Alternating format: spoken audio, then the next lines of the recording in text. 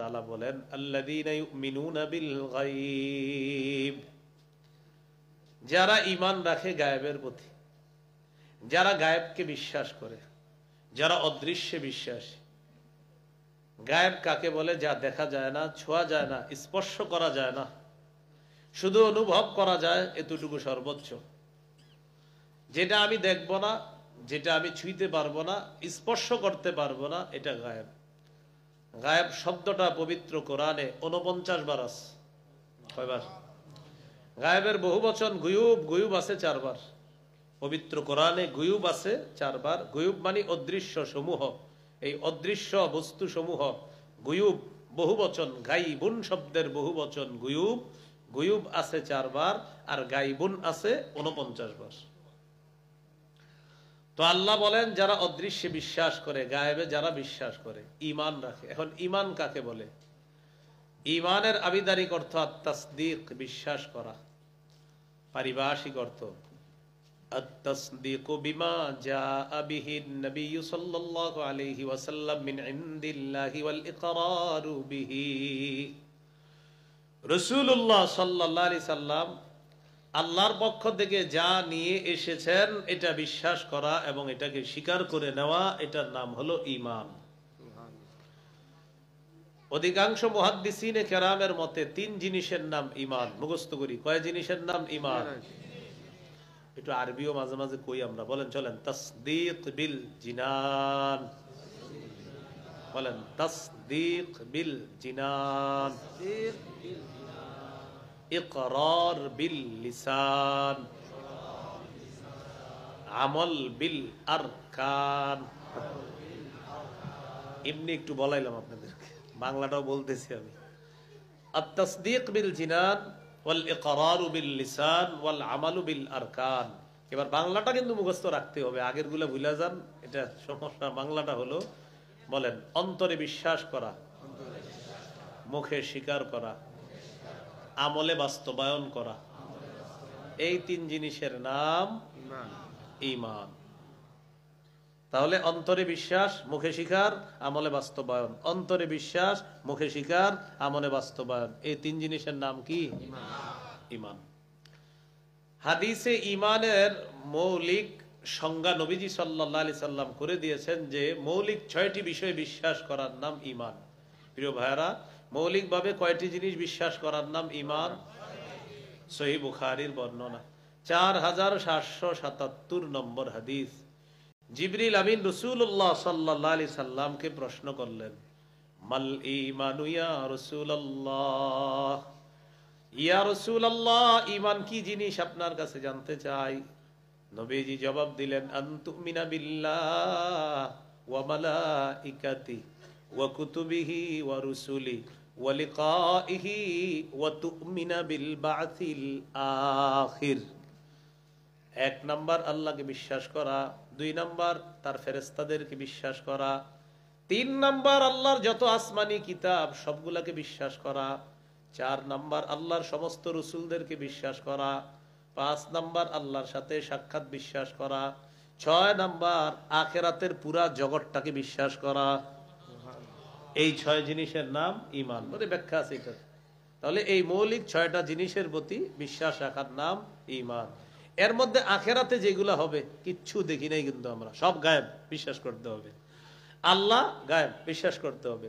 ফেরেশতা গায়েব, বিশ্বাস করতে হবে।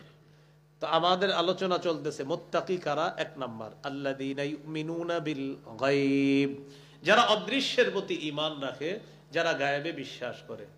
এবার আমার সাথে একটু বলেন, বলেন আল্লাহকে দেখি না, বিশ্বাস করি। আল্লাহকে দেখি না, ভয় করি। না দেখে আল্লাহকে ভয় করলে তার জন্য ক্ষমা এবং বিরাট পুরস্কার। আল্লাহকে না দেখে ভয় করলে তার জন্য ক্ষমা এবং বিরাট পুরস্কার। সূরা মুলকের 12 নম্বর আয়াতে আল্লাহ বলেন, ইন্নাল্লাযীনা ইয়াখশাউনা রাব্বাহুম বিল গায়বি লাহুম মাগফিরাতুন ওয়া আজরুন কাবীর। আল্লাহকে না দেখে যারা ভয় করে, রবকে না দেখে যারা ভয় করে, আল্লাহ তাআলা বলেন তাদের জন্য রয়েছে মাগফিরা, ক্ষমা, সুবহানাল্লাহ, ওয়া আজরুন কাবীর, তাদের জন্য রয়েছে বিরাট পুরস্কার। কত বড় পুরস্কার! আল্লাহ যত মহান, তার পুরস্কার হবে তত মহান, সুবহানাল্লাহ। বিরাট পুরস্কার আছে। তাহলে আল্লাযীনা ইউমিনুনা বিল গায়ব। এরপরে 2 নাম্বার মুত্তাকিদের গুণ, ওয়া ইউকিমুনাস সালাহ, যারা নামাজ কায়েম করে। কি কায়েম করে? নামাজ। নামাজ কায়েম করব আমরা ইনশাআল্লাহ, সবাই কায়েম করব। নামাজ কি জিনিস? রাসূলুল্লাহ সাল্লাল্লাহু আলাইহি সাল্লাম বলেন, আগে একটু বলে নেন, বলেন, যার নামাজ নাই তার দিন নাই। একজন নামাজ পড়ে না, নবীজি বলেন ওর দিনই নেই। এবার আরো সুন্দরভাবে বলেন, বলেন, মাথা ছাড়া শরীর যেমন, নামাজ ছাড়া দিন তেমন। কি বললাম? মাথা ছাড়া শরীর যেমন, নামাজ ছাড়া দিন তেমন। আল মুজামুল আওসাতে রাসূল সাল্লাল্লাহু আলাইহি সাল্লামের হাদিস, ক্বালা রাসূলুল্লাহ সাল্লাল্লাহু আলাইহি ওয়াসাল্লাম, লা ঈমানা লিমান লা আমানাতা লা। নবীজি বলেন, যার আমানতদারিতা নাই তার ঈমান নাই। ওয়ালা সালাতা লিমান লা তুহুরা লা, যার পবিত্রতা নাই তার নামাজ নাই। ওয়ালা দীনা লিমান লা সালাতা লা, যার নামাজ নাই তার দিন নাই। আপনারা মনে করছেন আমি এমনি কইতাছি, নবীজি বলছে যার নামাজ নাই তার দিন নাই। এরপর আরেকটা বলছিলাম, মাথা ছাড়া শরীর যেমন, নামাজ ছাড়া দিন যেমন। এটাও আমার কথা না, নবীজির কথা। নবীজি বলেন, ইন্নামা মাউদিউস সালাহ মিনাদ-দ্বীন কার-রাসি মিনাল জাসাদ। নবীজি বলেন, শরীরের জন্য মাথা যেমন, দিনের জন্য নামাজ তেমন। মাথা ছাড়া যেমন শরীর নাই, নবী বলেন নামাজ ছাড়া তেমন দিন নাই। নামাজ ছাড়া দিন নাই, মাথা ছাড়া শরীর নাই। এখন মনে করেন হুজুর আমার মাথা লাগবে না, তো আপনার মাথা লাগবে না যদি কোন, আচ্ছা আহেন মাথা লাগাইতে দিই আপনার। তো মাথা ছাড়া আপনি যেমন, নামাজ ছাড়া আপনার দিন তেমন। তাহলে আজকে থেকে নামাজ যারা না পড়বেন চিন্তা করবেন, আচ্ছা আমার মাথাটা না থাকলে কেমন হইতো? তখন আপনার আরেকজন বলবে, তোমার নামাজ ছাড়া দিন যেমন, তোমার মাথা ছাড়া শরীরও তেমন। তাহলে মাথা না থাকলে আপনি নিজের প্রশ্ন করবেন, আমার মাথাটা না থাকলে এটা কোনো কথা? নবীও বলেন, নামাজ না পড়লে তোমার দিন নাই, এটা কোনো কথা? আমার মাথা না লাগে আমার শরীর থাকবে না, মাথা থাকবে না, এটা কোনো কথা? নবীও বলেন নামাজ পড়বা না, এটা কোনো কথা? কি বলতেছেন যে মাথা থাকবে না এটা কোনো কথা? নবী বলেন নামাজ পড়বা না, এটা কোনো কথা? কেন হুজুর, কেন নামাজ পড়বো? নবীও বলতেছেন কেন মাথা লাগবে? হুজুর মাথা ছাড়া তো আমার মূল্যই নাই। নবীও বলছেন নামাজ ছাড়া দিন নাই। তো 2 নাম্বার, ইউকিমুনাস সালাহ, যারা নামাজ কায়েম করে। আমরা সবাই নামাজ পড়বো, বলেন ইনশাআল্লাহ। আল্লাহ তৌফিক দান করেন। ইবনে মাজাহ 278 নম্বর হাদিস, قال رسول الله صلى الله عليه وسلم استقيموا, নবী বলেন তোমরা দ্বীনের উপর অটল থাকবা, অবিচল থাকবা। ওয়ালান তুহসু, তবে এটা এত সোজা না। দ্বীনের উপর অটল থাকবা, যদিও দ্বীনের উপর অটল থাকাটা এত সহজ ব্যাপার না, কষ্ট হবে। হ্যাঁ, কষ্ট হবে, অটল থাকতে পারবা না এত সহজে। এরপর নবী বলেন, ওয়ালামু, জেনে রাখো, আন্না মিন আফজালি আমালিকুম আস-সালাহ, তোমাদের সবচেয়ে শ্রেষ্ঠ ইবাদত হলো নামাজ। তোমাদের সবচেয়ে শ্রেষ্ঠ আমল হলো নামাজ। বলেন শ্রেষ্ঠ আমল কি? নামাজ। হাদিসের শেষে নবী বলেন, ওয়ালা ইউহাফিজু আলাল ওযুই ইল্লা মুমিন, নবীজি বলেন মুমিনরাই ওযু গুরুত্ব সহকারে করে। মুমিনরাই ওযু গুরুত্ব সহকারে করে। মুমিনরা ওযু করে গুরুত্ব সহকারে। তিরমিজির হাদিস, 4 নম্বর হাদিস। সবাই আমার সাথে একটু বলেন, বলেন, নামাজের চাবি ওযু, জান্নাতের চাবি নামাজ। এবার বলেন, জান্নাতের চাবি নামাজ, নামাজের চাবি ওযু। এটাও নবীজি বলছে, তিরমিজির 4 নম্বর হাদিস। قال رسول الله صلى الله عليه وسلم مفتاح الجنة الصلاة ومفتاح الصلاة তুহুর। নবীজি বলেন জান্নাতের চাবি হলো নামাজ, নামাজের চাবি হলো পবিত্রতা অর্জন করা। পবিত্রতা নামক চাবি দিয়ে নামাজ খুলতে হবে, আর নামাজ নামক চাবি দিয়ে জান্নাত খুলতে হবে। সুবহানাল্লাহ। মনে থাকবে নি? ছোটবেলা থেকে ছেলে মেয়েরে শিখাবেন এইভাবে, বল বল তুই বল বল, নামাজের চাবি হলো ওযু, জান্নাতের চাবি হলো নামাজ, এইভাবে শিখাবেন বাচ্চারা। তো ইউকিমুনাস সালাহ, যারা নামাজ কায়েম করে, সূরা বাকারার 43 নম্বর আয়াতে আল্লাহ বলেন ওয়া আকিমুস সালাহ ওয়া আতুজ যাকাতা ওয়ারকাউ মা'আর রাকিঈন। তোমরা নামাজ কায়েম করো, তোমরা যাকাত দাও, তোমরা রুকুকারীদের সাথে রুকু করো। সূরা বাকারা 238 নম্বর আয়াতে আল্লাহ বলেন হাফিজু আলাস সালাওয়াত, তোমরা নামাজগুলার ব্যাপারে যত্নবান হও, নামাজগুলার প্রতি তোমরা যত্নবান হও। সূরা আনকাবুতের 45 নম্বর আয়াতে আল্লাহ বলেন উতলু মা উহিয়া ইলাইকা মিনাল কিতাবি ওয়া আকিমিস সালাহ। নবী আপনার উপর যে কোরআন নাজিল করা হয়েছে এই কোরআন আপনি তেলাওয়াত করে শোনায়া দেন। ওয়া আকিমিস সালাত, নামাজ কায়েম করেন। কি বলতেছে দেখেন, নবী আপনি কোরআন তেলাওয়াত করে শোনায়া দেন, আপনি নামাজ কায়েম করেন। এরপরে বলে ইন্নাস সালাতা তানহা আনিল ফাহশাই ওয়াল মুনকার। আল্লাহ তাআলা বলেন নিশ্চয়ই নামাজ অশ্লীলতা থেকে ফিরিয়ে রাখে, বাধা দেয়। ওয়াল মুনকার, অপছন্দনীয় জিনিস থেকে বাধা দেয়।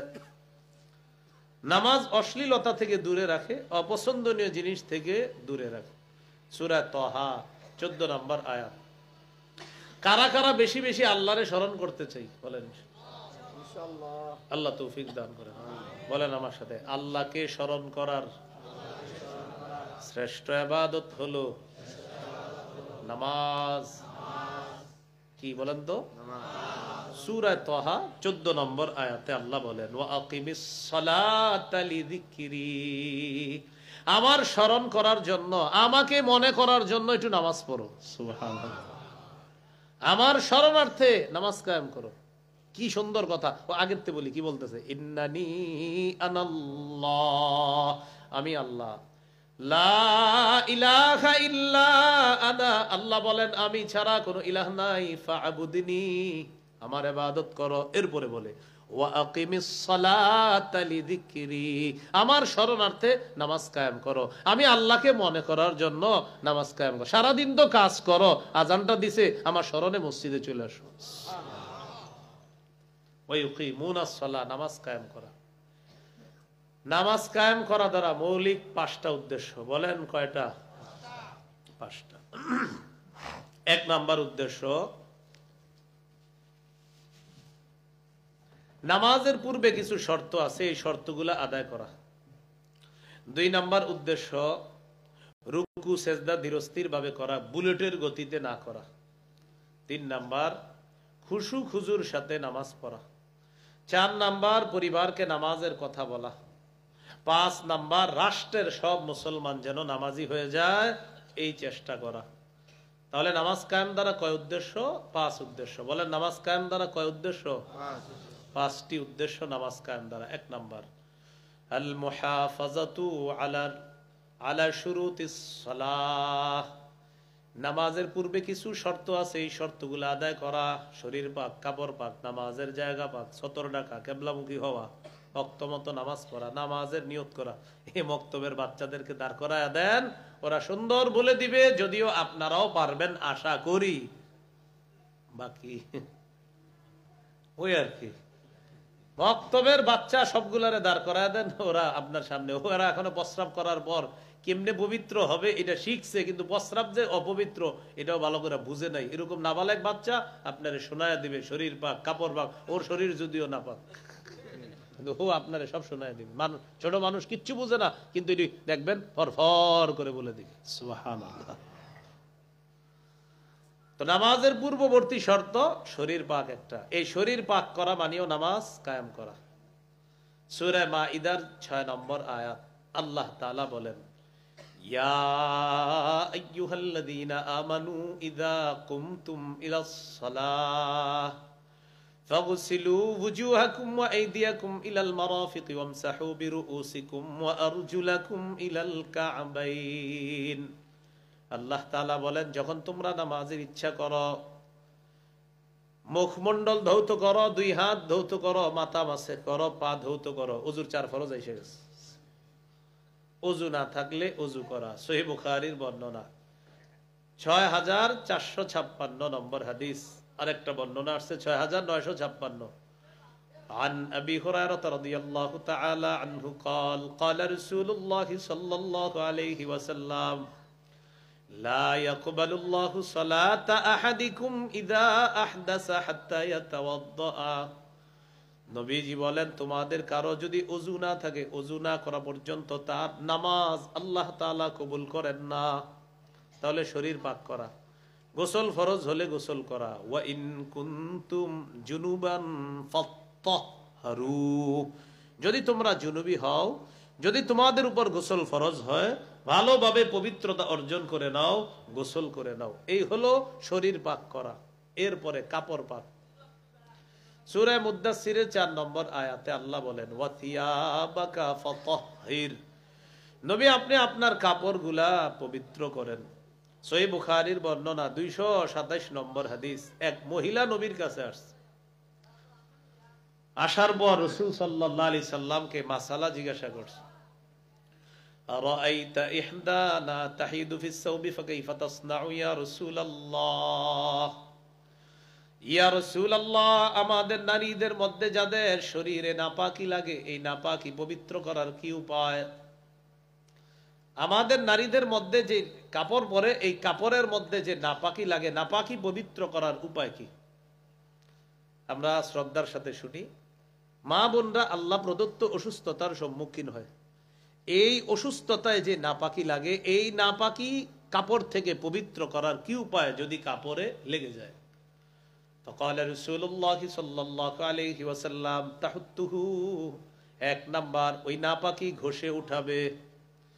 2 নাম্বার সুম্মা তুকরিসুহু বিল মা, এরপর এটা পানি দিয়ে এইভাবে রিগড়িয়ে নেবে। 3 নাম্বার অতামদাহুহু, এটা ভালোভাবে চিপবে, এরপর এটা শুকাতে দিবে। ওয়া তুসাল্লি ফিহি, এরপর নামাজ পড়বে। কাপড়টা শুকায়া পবিত্র করে ওই পবিত্র কাপড়ে নামাজ পড়তে হবে। এখানে আমরা যে মাসালাটা শিখলাম সেটা হলো নামাজের পূর্বে কাপড় পবিত্র আছে কিনা এটা চেক করা, মানেও নামাজ কায়েম করা। কি করা? নামাজ। এই জন্য আল্লাহ বলে নাই নামাজ পড়ো, বলছে নামাজ কায়েম করো, প্রতিষ্ঠিত করো। অনেক কিছু লাগে নামাজ পড়তে, এই জন্য বলছে কায়েম করো। তো এই গেল শরীর পাক, কাপড় পাক, এরপরে নামাজের জায়গা পাক। পুরা দুনিয়াটা আমাদের জন্য পাক, সুবহানাল্লাহ। কিন্তু আমরা নাপাক বানাই। এজন্য চেক করতে হবে নাপাকি আছে কিনা, থাকলে এই নাপাকি দূর করে পাক করতে হবে। এই হুকুমটাও নামাজ কায়েম করা। সহিহ বুখারী 438 নম্বর হাদিস। قال رسول الله صلى الله عليه وسلم اعطيت خمسا لم يعطهن احد من الانبياء قبلي। নবীজি বলেন, আমাকে এমন 5টি জিনিস দেওয়া হয়েছে যেই 5টি জিনিস আমার আগে কোন নবীকে দেওয়া হয় নাই। 1 নাম্বার নুসিরতু বিররুবি মাসিরাতা শাহরিন, আমি কোন জাতির বিরুদ্ধে জিহাদের উদ্দেশ্যে যখন রওনা করব, বের হওয়ার পর আল্লাহ তাআলা 1 মাসের দূরত্বে আমার ব্যাপারে কাফেরদের মনে ভীতি সৃষ্টি করে দেয়। কে জানি আইরে এরকম ভীতি সৃষ্টি করে দেয়। 2 নাম্বার ওয়াজুইলাত লিয়াল আরদু মাসজিদান ওয়া তাহুরা, নবীজি বলেন গোটা পৃথিবী আমার উম্মতের জন্য মসজিদ, গোটা পৃথিবী আমার উম্মতের জন্য পবিত্র। এবার নবী বলেন, আমার উম্মতের কারো যদি হঠাৎ নামাজের সময় হয়ে যায়, আশেপাশে কোথাও মসজিদ নাই, নবী বলেন ওখানেই নামাজ পড়ে নাও, আল্লাহ তাআলা কবুল করে নিবেন। কাজ করতেছেন, আশেপাশে মসজিদ নাই, দূরত্বে অনেক দূরে মসজিদ, তো আপনি যে কাজ করতেছেন, মসজিদ না থাকলে সেখানে ওযু করে ওই পবিত্র মাটিতে আপনি নামাজ পড়বেন, আল্লাহ তাআলা আপনার নামাজ কবুল করে নেবেন। 5টাই বলে ফেলি, যদি আমাদের মূল উদ্দেশ্য পাওয়া গেছে। তো নবী বলেন 5টা দেওয়া হয়েছে, যেটা 2টা বললাম। 3 নাম্বার ওয়াকানা নাবিয়্যু ইউবাসু ইলা কওমিহি খাসাতান ওয়া বুইসতু ইলান নাসি কাফা, আমার আগে যত নবী দুনিয়াতে পাঠানো হয়েছে বিশেষ জাতির কাছে পাঠানো হয়েছে, শোনো তোমরা আমাকে গোটা জগতের জন্য নবী বানিয়ে পাঠানো হয়েছে। 4 নাম্বার উহিল্লাত লিয়াল গনাইম, অতীতের জাতি জিহাদ করার পর যুদ্ধলব্ধ সম্পদ তাদের জন্য বৈধ ছিল না। আমার জন্য, আমার উম্মতের জন্য জিহাদ করার পর তারা যে যুদ্ধলব্ধ গনিমতের সম্পদ পাবে, এই সম্পদ তাদের জন্য আল্লাহর পক্ষ থেকে বৈধ করে দেওয়া হয়েছে। 5 নাম্বার উতিতুশ শাফাআ, অনুবাদটা সবাই করি, বলেন আমাকে সার্বজনীন সুপারিশ করার অনুমতি প্রদান করা হয়েছে। এই 5 নাম্বার বৈশিষ্ট্য হলো আমাকে সার্বজনীন সুপারিশ করার অনুমতি প্রদান করা হয়েছে। কিয়ামতের ময়দানে সবাই বিপদে থাকবে, আমাদের নবী সুপারিশ করবে, আল্লাহ তাআলা নবীর সুপারিশে সর্বপ্রথম বিচার ব্যবস্থা চালু করবে। তাহলে 5টার মধ্যে একটা হলো জমিন পবিত্র, আর আমাদের ওই আলোচনা চলতেছে শরীর পাক, কাপড় পাক, নামাজের জায়গা পাক করাটাও নামাজ কায়েম করা। সতর ঢাকা, সতর ঢেকে নামাজ পড়া, সুন্দর কাপড় পরিধান করে সতর ঢেকে হাতটা সুন্দর মতো ঢেকে এরপর নামাজ পড়ব, মোটামুটি ভাবে যেন একটা পোশাক হয়। সূরা আরাফের 31 নম্বর আয়াতে আল্লাহ বলেন, ইয়া বানি আদম খুযু জিনাতাকুম ইনদা কুল্লি মসজিদ। আল্লাহ তাআলা বলেন, হে আদম সন্তান, তোমরা প্রত্যেক নামাজের সময় বেশভূষা ধারণ করো, সুন্দর পোশাক পরে নামাজ পড়বা। মসজিদের সামনে ঘাট আছে, পুকুর আছে, এলাকার অনেক মানুষ গরমকালে ঘাটের মধ্যে গোসল করেই কোনো মতে গামছাটা গায়ে দিয়ে দূর, আল্লাহু আকবার, গামছাটা গায়ে দিছে, গরম, এত গরমে কেমনে নামাজ পড়বে, এই জন্য গরমে গামছাটা গায়ে দিয়ে বাস মেরে দিতেছে, আল্লাহু আকবার। সুন্দর পোশাক পরে যাবো ইনশাআল্লাহ, বলেন ইনশাআল্লাহ। ইমাম সাহেব কখনো গেঞ্জি পরে নামাজ পড়ায়? বেড়ায় সবচেয়ে দামি মানুষ মসজিদে, উনি এত সুন্দর পোশাক পরে আর আমি গরমে বাঁচতেছি না, এই জন্য গামছা। আগে না, আগে একটু নিজের চিন্তা করেন যে আমার চেয়ে ইমাম সাহেব দামি, এই বেটা কত সুন্দর পোশাক পরে নামাজ পড়াইতেছে, আর আমি পিছনে আছি, আমার বাপ সাহেব কি গামছা, আল্লাহু আকবার। কি হলো এটা? যদি যুক্তির আলোকে বলেন তো বেটার গামছা পরে উচিত ছিল, কারণ হে সবচেয়ে দামি, যে ভাই আমার শরীর এমনি গরম আর আমি হইলাম ইমাম, গরম বেশি আছে শরীরে, আমি সব খুলে ফেলি, আমনে মুক্তাদি হয়ে খুলে ফেলছেন সব। তো শরীর পাক, কাপড় পাক, নামাজের জায়গা পাক, সতর ডাকে, একটু সুন্দর পোশাক পরে নামাজ পড়ব, কিবলামুখী হওয়া। নবীজি সাল্লাল্লাহু আলাইহি সাল্লাম 17-18 মাস বাইতুল মুকাদ্দাসের দিকে ফিরে নামাজ পড়ে, কিন্তু মনটা চায় কাবার দিকে ফিরে নামাজ পড়তে, মুখে বলে না। কেন বলে না? কারণ আল্লাহর হুকুম হলো ওই দিকে বাইতুল মুকাদ্দাসের দিকে ফিরে নামাজ পড়া, তাই মুখ দিয়ে বলে না, কিন্তু মন চায়। আল্লাহ তাআলা জানায়া দিলেন, ক্বাদ নারা তাকাল্লুবা ওয়াজহিকা ফিস সামা, হাবিব আপনি বারবার চেহারা আকাশের দিকে উঠান আবার নিচের দিকে নামান, কেন আমি জানি। সুবহানাল্লাহ। আপনি যে খালি এমন এমন করেন, আমি কিন্তু জানি কেন করেন। ঠিক আছে, ফালানুয়াল্লিয়ান্নাকা কিবলাতান তারদাহা, আপনার মন মতো কাবাকে আবার আমি আল্লাহ কিবলা করে দিব। ওই কাবার দিকে আমি আপনাকে অচিরে ফিরিয়ে দিচ্ছি। নামাজে আছে নবীজি 2 রাকাত পড়ে ফেলছে, 4 রাকাত ওয়ালা নামাজ 2 রাকাত পড়ে ফেলছে, বাইতুল মুকাদ্দাসের দিকে ফিরে। রিমান্ড আর যাই হোক, তো 2 রাকাত ওয়ালা নামাজ পড়ে ফেলছে, 4 রাকাত ওয়ালা নামাজ 2 রাকাত পড়ে ফেলছে। জিবরিল আমিন আয়েশা বলতেছে, আরো 2 রাকাত বাকি আছে না, তাড়াতাড়ি কাবার দিকে ঘুরেন। আল্লাহ কিবলা পরিবর্তন করে দিয়েছে। আপনি খালি আকাশের দিকে তাকান বারবার, কেন? আল্লাহ তাআলা জানেন আল্লাহ কিবলা পরিবর্তন করে দিয়েছে, এই মুহূর্তে বাকি 2 রাকাত কাবার দিকে পড়েন। এই জন্য ওই মসজিদকে বলা হয় মসজিদু জিল কিবলাতাইন, 2 কিবলার মসজিদ। মানে এক মসজিদে নবী সাল্লাল্লাহু আলাইহি সাল্লাম একই নামাজ 2 কিবলার দিকে ফিরে পড়ছেন, এই জন্য 2 কিবলার মসজিদ বলা হয় এটাকে। তাহলে কিবলামুখী হওয়া এটাও নামাজের পূর্ব শর্ত, নামাজ কায়েম করার অন্যতম একটা শর্ত। এক এলাকায় গিয়ে আপনি অপরিচিত মানুষ মুসাফির, বাস আল্লাহু আকবার মারিয়ে দিলেন পশ্চিম মনে কইরা, কিন্তু আসলে এটা পশ্চিম না, উত্তর। আপনি এলাকাবাসীকে জিজ্ঞাসা করা দরকার ছিল, ভাই কোনটা পশ্চিম। যারা আলোচক এই যে ওনাদেরকে জিজ্ঞাসা করেন, কোথাও গিয়ে আমাদের অনেক সময় মনে হয় এটাই কিবলা, না এটা দাঁড়ানো ঠিক হবে না।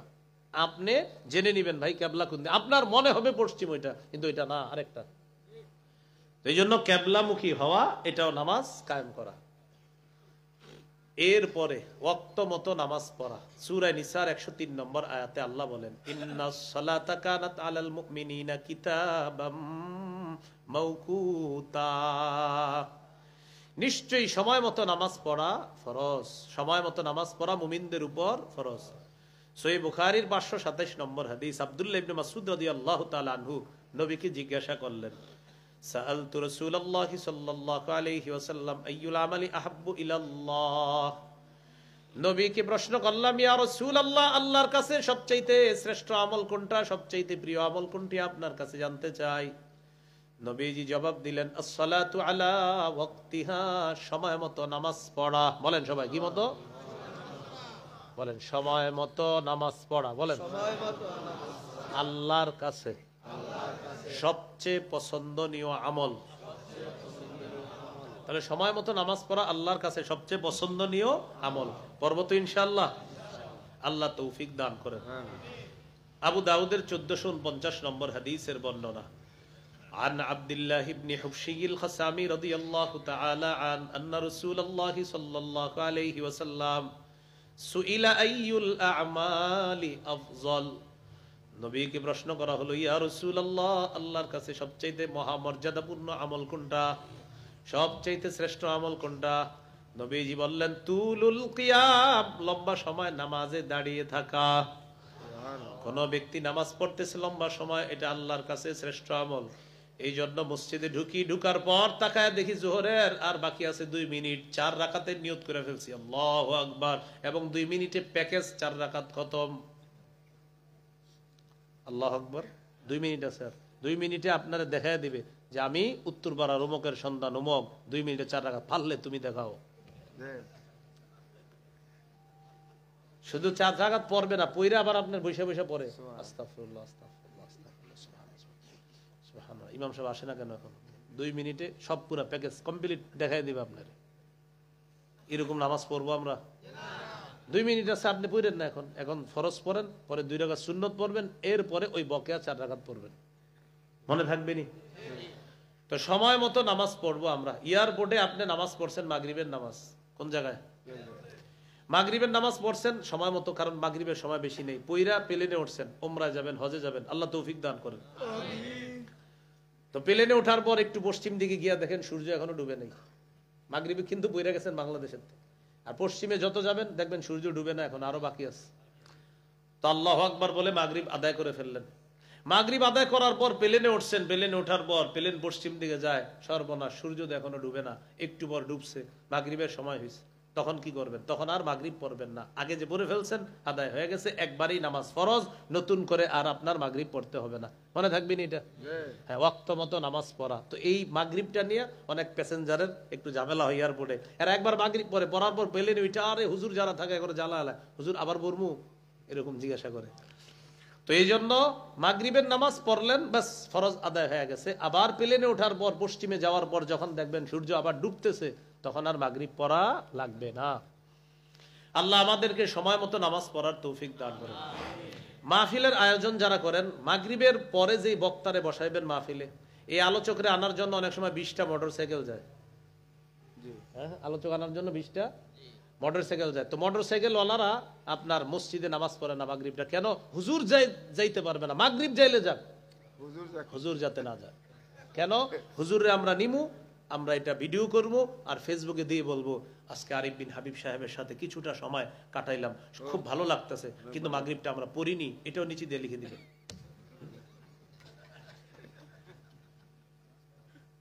না, আমি আপনারা এরকম করেন না, না না, এই এলাকায় এরকম নাই, মানে আপনারা এরকম হয়। 30-40টা মোটরসাইকেল আছে, হযরত রে না আনলে তো হবে না। তো এইগুলা মোটরসাইকেল গেছে, কেউ মাগরিব পড়ছেননি, হুজুরে যদি মিস করে, রাস্তা মিসিং করে, আরে আলোচক রাস্তা একটু ভুল করলে জিজ্ঞাসা করে আসবে কোনো না কোনো ভাবে। তো আপনার মাগরিব চলে গেলে আর তো পাচ্ছেন না জিন্দেগিতে। তো এই জন্য এখানে যারা আছেন, আপনারা অনেক মাহফিল করেন অনেক জায়গায়, আল্লাহর হস্তে মাগরিবের বিষয়টা খুব খেয়াল রাখবেন। এসার সময় ঠিক আছে একটু আগে পরে পড়া যায়, কিন্তু মাগরিব আপনি কেন ইচ্ছা করে দেরি করবেন? তো আমরা এই কাজগুলো যদি কাউকে পাঠায় মোটরসাইকেল দিয়ে বলে দিবেন এইভাবে, তুমি হুজুরের সাথে যোগাযোগ করে বলো, হুজুর আমরা অমুক জায়গায় মসজিদের সামনে আছি, মসজিদে মাগরিব পড়তে ঢুকছি, হুজুর আপনি যদি আগে এসে পড়েন তো এই জায়গায় দাঁড়াতে পারেন, আমরা মসজিদে ঢুকে গেছি, এটা হুজুরে বইলা ঢুকে যান, যেন তিনিও পেরেশানি না করে আর আপনারাও পেরেশান না করেন। কি হয়ে গেল কথাটা? এটার জন্য আল্লাহ আপনার উপর খুশি হবে, অন্যরা নারাজ হলেও আল্লাহ খুশি হবে। আল্লাহ কথাগুলা মনে রাখার তৌফিক দান করে। তাহলে নামাজ সময় মতো পড়া মানেও নামাজ কায়েম করা, নামাজের নিয়ত করা। সহিহ বুখারীর 1 নম্বর হাদিস, قال رسول الله صلى الله عليه وسلم انما الاعمال بالنيات। নবীজি বলেন আমলের প্রতিদান বিশুদ্ধ নিয়তের সাথে। বলেন আমলের প্রতিদান বিশুদ্ধ নিয়তের সাথে। তাহলে এই হলো নামাজ কায়েম করা দ্বারা 1 নাম্বার উদ্দেশ্য। মনে আসেনি 5টা মৌলিক উদ্দেশ্য। 1 নাম্বার, নামাজের পূর্ববর্তী শর্তগুলা গুরুত্ব সহকারে আদায় করা মানে নামাজ কায়েম করা। এই শর্তগুলা মাত্র জানলাম। এবার 2 নাম্বার আলোচনায় যাই। নামাজ কায়েম করা দ্বারা দ্বিতীয় উদ্দেশ্য আল মুহাফাজাতু আলার রুকুই ওয়াস সুজুদ। রুকু সেজদা ধীরস্থির ভাবে করা, রুকু সেজদার প্রতি যত্নবান হওয়া। প্রথম কথা হলো 7 অঙ্গের উপর আমরা সেজদা করি। কয় অঙ্গে? 7 অঙ্গ। সহিহ বুখারীর বর্ণনা 809 নম্বর হাদিস এবং 812 নম্বর হাদিস। এই হাদিসের মধ্যে আছে রাসূলুল্লাহ সাল্লাল্লাহু আলাইহি সাল্লাম বলেন, আমাকে আদেশ করা হয়েছে আমি যেন সেজদা করি 7 অঙ্গের উপর। আরেক বর্ণনায় উমিরান নবী সাল্লাল্লাহু আলাইহি সাল্লাম আইয়াসজুদা আলা সাবআতি আযা। নবীকে হুকুম করা হয়েছে 7 অঙ্গের উপর সেজদা করার জন্য। 1 নাম্বার আল জাবাহা ওয়া আশারা বিয়াদিহি আলা আনফিহি। নবী আঙ্গুল দিয়ে ইশারা দিয়ে বুঝাইছে, শোনো কপাল মানি নাক সহ। বলে দিছে কপাল মানি, ইঙ্গিত করে বলছে নাক সহ। তো আমার বয়ান শুনে আবার আপনারা খালি কপালটা লাগায়েন না যে নাক লাগাবো না, কারণ হাদিসে নবী কপাল বইলা সাথে সাথে বইলা দিছে এই শোনো নাক সহ, কপাল মানি নাক সহ। এই হলো 1 নাম্বার অঙ্গ। এরপরে ওয়াল ইয়াদাইন, 2 হাত। তাহলে 1 আর 2 কত হলো? 3। ওয়ার রুকবাতাইন, 2 হাঁটু, কত হলো? 5। ওয়ার রিজলাইন, 2 পা, এই হলো 7। সাথে সাথে নবী বলেন আমাকে নিষেধ করা হয়েছে ওয়ালা নাকুফা শাআরান ওয়ালা সাওবান। আমি নামাজে দাঁড়ায় যেন এমন না করি, দেখেন দেখেন দেখেন, এমন না করি চুলগুলা ঠিক করে, কাপড় ঠিক করে, স্ত্রী যেন ঠিক থাকে। যে নবীজি বলছেন আমাকে আল্লাহর পক্ষ থেকে নিষেধ করা হয়েছে আমি যেন নামাজে কাপড় না গুটাই, চুল না গুটাই। এরকম আসেনি মুসল্লি? না, এই এলাকায় না থাকলেও পৃথিবীতে আছে। তো দেখবেন চুল খোসে, দাড়ি গুলাই যে নামাজে দাঁড়ায়, আল্লাহু আকবার, এভাবে ঠিক করে। নবীজি বলেন আমাকে বলা হয়েছে আমি যেন চুল না গুটাই, আমি যেন কাপড় না গুটাই। তাহলে 7 অঙ্গের উপর যে অবস্থা, মাশাআল্লাহ সুন্দর, যে অবস্থায় নামাজে ঢুকে গেছি বাস, অন্য কোনো কাজ আর না করা। প্রথমে তাকবীরটার নাম কি? তাকবীরে তাহরিমা। কেন? নবীজি বলেন তাহরিমুহা আত-তাকবীর। আল্লাহু আকবারের নাম হলো তাকবীরে তাহরিমা। কেন? আল্লাহু আকবারের মাধ্যমে নামাজের বাহিরের সব কাজ তুমি হারাম করে ফেলছো। সুবহানাল্লাহ, আল্লাহু আকবার, এটার নাম তাকবীরে তাহরিমা। কেন? কেন জানো? তুমি আল্লাহু আকবার বলে দুনিয়াবি সব কাজ হারাম করে ফেলছো। এখন আর নামাজে অন্য কাজ করো না, দাড়ি খুইটো না, চুল খুইটো না, কাপড় গুটায়ও না, কারণ নামাজে আল্লাহু আকবার বইলা সব হারাম করে ফেলছো। এখন তুমি শুধু আল্লাহর সাথে কাজ হবে। আল্লাহ বুঝার তৌফিক দান করেন। তাহলে রুকু সেজদাগুলো আমরা ধীরস্থির ভাবে করব। সহিহ বুখারীর 757 নম্বর হাদিস। নবীজি মসজিদে বসে রইছে, এক ব্যক্তি আসছে মসজিদে, আয়েশা নামাজ পড়ছে। নামাজ পড়ার পর নবীজিকে সালাম দিছে, আসসালামু আলাইকুম। ফারাদ্দা আলাই, নবী সালামের জবাব নিয়ে বললেন ইরজি, যাও, ফাসাল্লি, আবার নামাজ পড়ো। ফাইন্নাকা লাম তুসাল্লি, তুমি নামাজ পড়ো নাই, যাও আবার নামাজ পড়ো। আবার তিনি গেলেন, যাওয়ার পর রাজা ইউসাল্লি কামা কানা সাল্লা, যাওয়ার পর আবার আগের মতো নামাজ পড়ছে। আবার আসছে, সালাম দিছে, নবী সালামের জবাব নিয়ে বললেন যাও আবার নামাজ পড়ো। আবার তিনি আসলেন, আসার পর সালাম দিলেন, নবী সালামের জবাব নিয়ে বললেন যাও আবার যাও নামাজ পড়ো। সাহাবী বললেন ওয়াল্লাযী বা'সাকা বিল হাক্কি মা উহসিনু গায়রা, আল্লাহর কসম হুজুর এর চাইতে ভালো আর পারি না। তবে যদি আমরা হাসতেছি, তিনি যে পড়ছিলেন আম করছে সুন্দরী পড়ছে, নবীজির কাছে মনে হয়েছে এটা হয় না, কিন্তু আম করছে যে সুন্দর পড়ছে এটা নিশ্চিত। এবার নবীজি তাকে শিখাইয়া দিলেন তুমি যখন নামাজের ইচ্ছা করবা আল্লাহু আকবার বলে হাত বাঁধবা, সানা পড়বা, ফাতিহা পড়বা, এরপর তোমার কাছে যে সূরাটা সহজ ওইটা পড়বা, সুম্মার কা রুকু করবা। রুকুটা কিভাবে করবা? হাত্তা তাতমাইন্না রাকিআ, ধীরস্থির ভাবে রুকু করবা, ইতমিনানের সাথে রুকু করবা। ইতমিনান কাকে বলে আজকে থেকে মনে রাখবেন। জোহরের সুন্নত, বিশেষ করে সুন্নতে নফলে একা একই নামাজে ইমামের পিছে আপনি তো বেশিক্ষণ পারবেন না। ইমাম সাহেব যতক্ষণ রুকু আপনারও রুকু ততক্ষণ, ইমাম সাহেবের সেজদা যতক্ষণ আপনারও সেজদা ততক্ষণ। আপনি একা একই রুকু করতেছেন, আপনার দিল যেন সাক্ষী দেয় হ্যাঁ রুকুটা মোটামুটি হইছে, এইটা হবে রুকু। হাত্তা তাতমাইন্না রাকিআ, ধীরস্থির ভাবে। ইতমিনান কাকে বলে? ইতমিনান বলা হয় কলবের মধ্যে একটা প্রশান্তি, হ্যাঁ আমার রুকুটা হইছে। এরপর তুমি রুকু থেকে সোজা হয়ে দাঁড়াবা, হাত্তা তাতাদিলা কাইমা, সোজা হয়ে দাঁড়াবা। আমাদের অনেকে দেখবেন বাঁকা হয়ে থাকে। ইমামের পিছনে অনেক মুসল্লি সাহেব রুকু থেকে উঠার পর এইভাবে থাকে, রাস্তায় তিনি সোজা হাঁটে, কিন্তু নামাজে আসলে বাঁকা হয়ে থাকে। আর বুঝায় ও হুজুর তাড়াতাড়ি সিজদায় যান। নবীজি বলেন তাতাদিলা কাইমা, সোজা হয়ে দাঁড়াবা, সুম্মা সুজুদ, এরপর সিজদা করবা, হাত্তা তাতমাইন্না সাজিদা, ধীরস্থির ভাবে সিজদা করবা। দুই সিজদার মাঝখানে বসবা, ধীরস্থির ভাবে সোজা হয়ে বসবা, বাঁকা হয়ে থাকবা না। কিছু মানুষ দুই সিজদার মাঝখানে এত বাঁকা হয়ে থাকে, তার দুই সিজদা মিলে হয় একটা সিজদা। দুই সিজদা মিলে কয়টা হয়? একটা। এখন বলেন এক রাকাতে সিজদা কয়টা? যদি এক সিজদা হয় তার নামাজ শেষ, বাতিল। দুই সিজদার মাঝখানে এমনি রইছে, মানে হুজুর আরেকটা দেন, এমনি কিন্তু একটা হলো তার আপনার কুজা, তিনি মানে অসুস্থ, এটা ঠিক আছে, কিন্তু উনি এমনি আমগোর সাথে সুন্দর বসে, নামাজে গেলে ওনার সব সমস্যা দেখা দেয়। তো এটা যেন না হয়, আল্লাহ হেফাজত করেন। আজকে থেকে যারা রুকু সেজদা করবেন, একটা হাদিস সারা জীবন স্মরণ রাখবেন। সহিহুল জামে 1671 নম্বর হাদিস। আব্দুল্লাহ ইবনে ওমর রাদিয়াল্লাহু তাআলা একদিন দেখে এক যুবক নামাজ পড়তেছে, এক যুবক নামাজ পড়তেছে। তো নামাজের মধ্যে লম্বা সময় দাঁড়ায় রয়েছে, কিন্তু রুকুটা দাঁড়ানোর চেয়ে একটু শর্ট করে, সেজদাটা দাঁড়ানোর চেয়ে একটু শর্ট, মানে শর্ট মানে আবার খুব দ্রুত এমন না, মানে উনি লম্বা সময় দাঁড়িয়ে নামাজ পড়ছে। রুকুটা তুলনামূলক দাঁড়ানোর চেয়ে একটু শর্ট, তুলনামূলক সেজদাটা একটু সংক্ষিপ্ত করছে। আব্দুল্লাহ ইবনে ওমর রাদিয়াল্লাহু তাআলা আনহুমা বললেন, আচ্ছা তোমাদের মধ্যে তাকে কেউ চিনো? একজন বললেন আমি চিনি। আব্দুল্লাহ ইবনে ওমর বললেন, লাউ আরাফতুহু লাআমারতুহু আইয়ুকসিরা আর-রুকুআ ওয়াস-সুজুদ, আমি যদি তাকে চিনতাম তাকে বলতাম তুমি রুকু সেজদাটাও একটু লম্বা করবা, যেমনি ভাবে লম্বা দাঁড়াও। সবাই জিজ্ঞাসা করলো কেন? তখন তিনি বললেন, ফাইন্নী সামিআতু রাসূলুল্লাহি সাল্লাল্লাহু আলাইহি ওয়াসাল্লাম ইয়াকুল ইন্নাল আবদা ইযা কামা ইলাস সালাহ উতিয়া বিযুনুবিহি কুল্লিহা ফাউদিআত আলা আতিকাইহি। নবীজি বলেন, কোন বান্দা যখন নামাজের মধ্যে দাঁড়ায় তার সব গুনাহগুলা তার দুই কাঁধের মধ্যে স্তূপ করে রেখে দেওয়া হয়। কুল্লামা রাকা আও সাজাদা, যখনই সে রুকু করে সিজদা করে, তাসাকাতাত আন, তখনই তার গুনাহগুলা ঝরে পড়া শুরু হয়ে যায়। তাহলে আজকে থেকে আমার সাথে বলেন, বলেন রুকুতে থাকবো ততক্ষণ, বলেন গুনাহ ঝাড়তে চাই যতক্ষণ। তাহলে এটা মনে রাখবেন, রুকুতে থাকবো ততক্ষণ, গুনাহ ঝরাতে চাই যতক্ষণ, সিজদায় থাকবো ততক্ষণ, গুনাহ ঝরানো দরকার যতক্ষণ। তাহলে রুকু সিজদা করলে তার গুনাহ ঝরে। তো আমাদের গুনাহ ঝরানো দরকার আসেনি? এই জন্য রুকু সিজদা ধীরস্থির ভাবে করা মানিও নামাজ কায়েম করা। মনে আসেনি? নামাজ কায়েম দ্বারা 3 নম্বর উদ্দেশ্য, আল মুহাফাজাতু আলাল খুশুই ওয়াল খুজু, খুশু খুজুর সাথে নামাজ পড়া। ছোটবেলা থেকে শুনতে শুনতে বড় হয়েছি খুশু খুজুর সাথে নামাজ পড়া। অনেক সময় মসজিদে অনেক নামাজ পড়তে দেখে আমরা বলি লোকটা মাশাআল্লাহ খুব খুশু খুজুর সাথে নামাজ পড়ে, এরকম আমরা বলি, কিন্তু আমাদের পুরা বলাটা সঠিক হয় না। আজকে থেকে একটু মনে রাখবেন, বলেন খুশু এর সম্পর্ক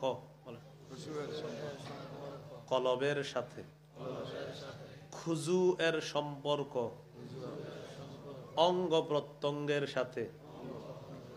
খুজু দেখা যায়, খুশু দেখা যায় না।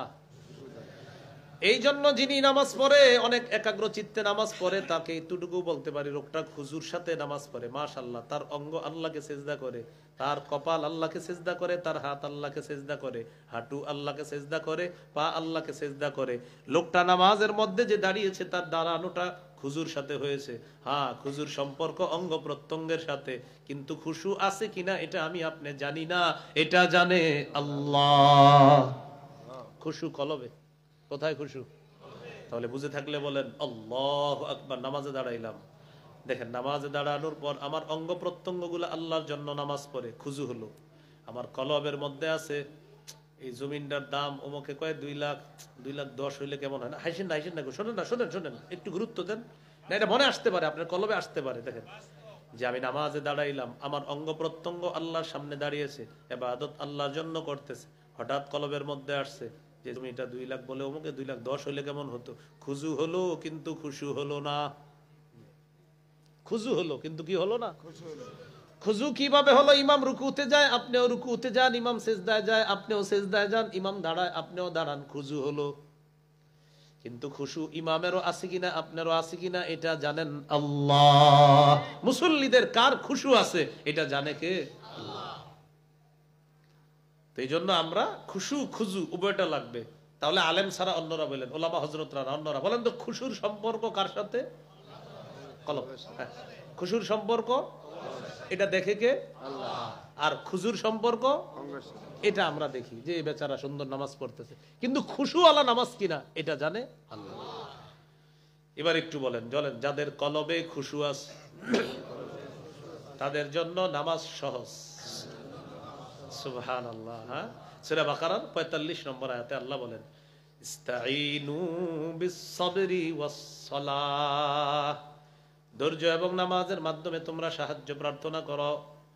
ওয়া ইন্নাহা লাকাবীরাতুন ইল্লা আলাল খাশিঈন, আল্লাহ তাআলা বলেন যারা খুশুওয়ালা ঈমানদার তাদের জন্য, যারা খুশুওয়ালা ঈমানদার তাদের জন্য নামাজ কোনো কঠিন না।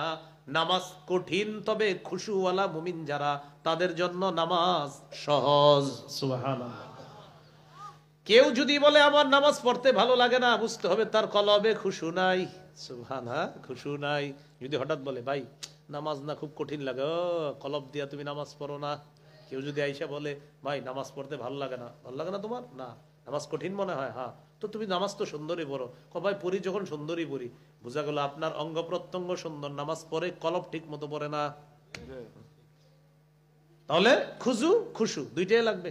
আবার খুশু বইলে এটা করেন না আবার যে হুজুর আমি মসজিদে নামাজ পড়ি না, কেন? কলব দিয়া শুধু বাতাসে নামাজ পড়ি, এটা আবার করেন না। এই জাতীয় আপনি আমাদের দেশে লোক পাবেন যারা মসজিদে গিয়ে নামাজ পড়ে না, তারা এইভাবে নামাজ পড়ে, সেটা হলো কলবের জগৎ, মারেফতের জগৎ, এটা আর কেউ দেখে না। এই জাতীয় কেউ কথা বললে বলবেন আমি বুঝছি। কি বলবেন? বলেন সবাই, কি বলবেন? হ্যাঁ যদি কয় কি বুঝছো, বলবেন আপনি ভণ্ড। কি বলবেন? আর আপনি যার অনুসারী সেও ভণ্ড। সাথে সাথে আপনার বলবেন তুমি জানো ওনার 2 কোটি মুরিদ, আপনি বলবেন 4 কোটি মুরিদ যদি হয় ও ভণ্ড, সব মুরিদ ভণ্ড। হ্যাঁ নামাজ পড়ে না, আবার কয় এটা বুঝবা না, আপনি বলবেন বুঝছি। যদি কয়েন হ্যাঁ তোমার সামনে নামাজ পড়ি না, এটা বুঝবা না, তো ঘরে পড়েননি, কয় না সেখানেও পড়ি না, তো পড়েন কোথায়? হ্যাঁ এটাই তো বুঝবা না, আপনি বলবেন বুঝছি। কি? আপনি ভণ্ড। তো আমি আজকে খুশু হুজুর ওয়াজ করছি না, এটা নিয়ে আবার বলতে পারে দেখছো হুজুর বইলে গেছে কলব নামাজ পড়বে, তো বলবেন হুজুর এটাও বলছে অঙ্গ প্রত্যঙ্গ নামাজ পড়বে। আল্লাহ আমাদেরকে বোঝার তৌফিক দান করেন। তো যাই হোক, খুশু খুজুটা মনে থাকবে নি? তো দেখি কন্ত খুজুর সম্পর্ক কার সাথে? মাশাআল্লাহ, খুশুর সম্পর্ক। এই খুশু খুজুর সাথে নামাজ পড়া মানেও নামাজ কায়েম করা। 4 নাম্বার, পরিবারকে নামাজের কথা বলা। সূরা তাহা 132 নম্বর আয়াতে আল্লাহ বলেন ওয়া'মুর আহলাকা বিস-সালাতি ওয়াসতাবির আলাইহা লা নাসআলুকা রিজকা। নবী আপনার পরিবারকে নামাজের হুকুম করেন, আপনার পরিবারকে নামাজের হুকুম করেন, আপনি নিজেও ধৈর্যের সাথে নামাজ আদায় করেন। সাথে সাথে আল্লাহ বলেন লা নাসআলুকা রিজকা, আমি আপনার কাছে রিজিক চাই না। নাহনু নারযুকুকা, আমি আপনাকে রিজিক দেই। বড় অবাক করা বিষয়, আল্লাহ আলোচনা শুরু করলেন নামাজ দিয়ে, আলোচনা শেষ করলেন রিজিক দিয়ে। ওটা নাকি নামাজ আর রিজিকের মধ্যে কি সম্পর্ক? আয়াত নিয়ে চিন্তা করে বুঝতে পারলাম মানুষ রিজিকের টেনশনে নামাজের অলসতা করে, মানুষ রিজিকের টেনশনে নামাজে অলসতা করে। দোকানের শাটার অর্ধেক লাগাইছে, মুয়াজ্জিন বলে কদ কামাতিস সালাহ, কদ কামাতিস সালাহ, নামাজ দাঁড়ায় গেছে, আসেন আসেন আসেন। দোকানদার শাটার অর্ধেক লাগাইছে। এই মুহূর্তে একজন আইসা কয়, আগামীকাল আমাদের বাড়িতে মেহমান আসবে, 10,000 টাকার সদাই নিব, 10,000 নামাজ, 10,000 নামাজ, 10,000 নামাজ। আল্লাহ বলেন লা নাসআলুকা রিজকা, আমি তোর কাছে রিজিক চাই না, নাহনু নারযুকুকা, আমি রিজিক দেই, তুমি নামাজে যাও, আমি ব্যবস্থা করব, যাও। এই হলো নামাজ আর রিজিকের সম্পর্ক। রিজিক আপনারে ফিতনায় ফেলাবে। হঠাৎ রিজিক মানি যে আপনি রিজিক তালাশ করতেছেন, হালাল ভাবেই আপনি ব্যবসা করেন, এই মুহূর্তে এসে আপনারে বলবে ভাই 10,000 টাকার সদায় লাগবে।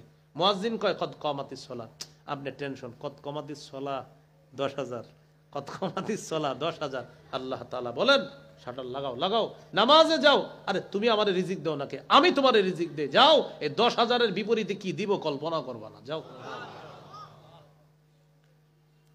পরিবারকে নামাজের কথা বলা, বিবিকে, ছেলে মেয়ে সবাইকে ডেলি নামাজের খোঁজ নিবেন।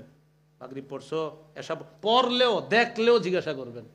মসজিদে দেখছেন, দেখার পরেও না দেখার বান্দরে বাইরে গিয়ে বলবেন এই নামাজ পড়ছো। এটা হলো আপনি একজন অভিভাবক হিসাবে ও যেন বুঝে আমার বাবা ডেলি খোঁজ নেয়। এই হলো পরিবারকে নামাজের কথা বলা। 5 নাম্বার, রাষ্ট্রে নামাজ কায়েম করা, রাষ্ট্রের সব মুসলমান যেন নামাজি হয়। এই দায়িত্ব 1 নাম্বার রাষ্ট্রপ্রধানের। কার?